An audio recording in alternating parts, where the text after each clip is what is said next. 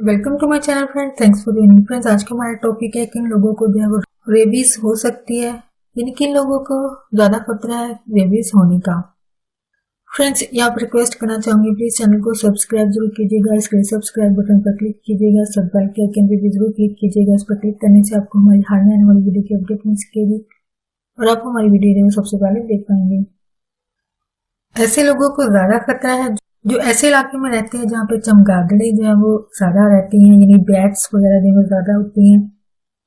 ऐसे लोगों को जो कि डेवलपिंग कंट्रीज यानी जो कि कम तरक्की याफ्ता ममालिक की तरफ जो है वो सफर करते हैं, यानी ये कोई बिजनेस टूर हो सकता है या फिर किसी भी किस्म का टूर हो सकता है, विजिटिंग टूर हो सकता है। यानी अगर इन डेवलपिंग कंट्रीज की तरफ लोग सफर करते हैं या फिर ऐसे और इसके अलावा ऐसे लोगों को जो कि देही इलाकों में यानी विलेजेस एरिया में रहते हैं, यानी इन लोगों को जो है वो इस बीमारी के इलाज के लिए सहूलियत जो है वो मैसर ना हो, यानी हॉस्पिटल्स वगैरह वहां पे मौजूद ना हो, और इस देही इलाकों में यानी विलेजेस एरिया में जंगली जानवरों की आबादी ज्यादा हो, जानवर ज्यादा हो, या फिर ऐसे लोग जिनको जंगली जानवरों के इलाकों या जंगल में यानी कैंपिंग वगैरह का अगर शौक हो, यानी कुछ लोगों को शौक होता है कि नेचर को करीब से देखना, इसके लिए लोग जो है कैंपिंग करते हैं। इसमें ये होता है कि लोग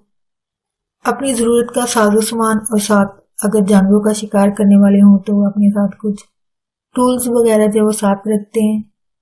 यानी इन लोगों को खतरा हो सकता है रेबीज होने का, क्योंकि जानवरों के करीब कांटेक्ट होता है इनका। तो कैंपिंग के शौकीन लोग या फिर वो लोग जो ज्यादा कैंपिंग करते हैं। इसके अलावा ये बीमारी 15 साल से कम उम्र के छोटे बच्चों में जो है वो ज्यादा और आम पाई जाती है।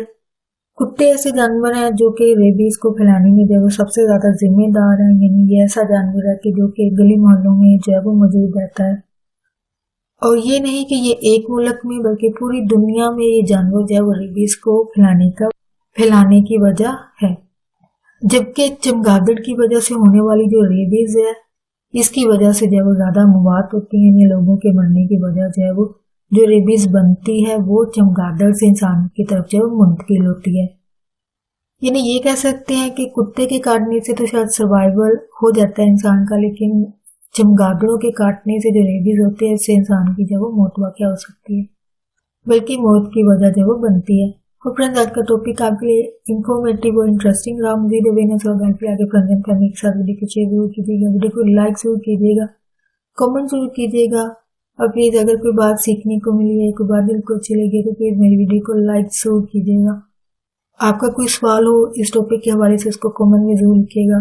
आपका वीडियो देखने के लिए बहुत शुक्रिया।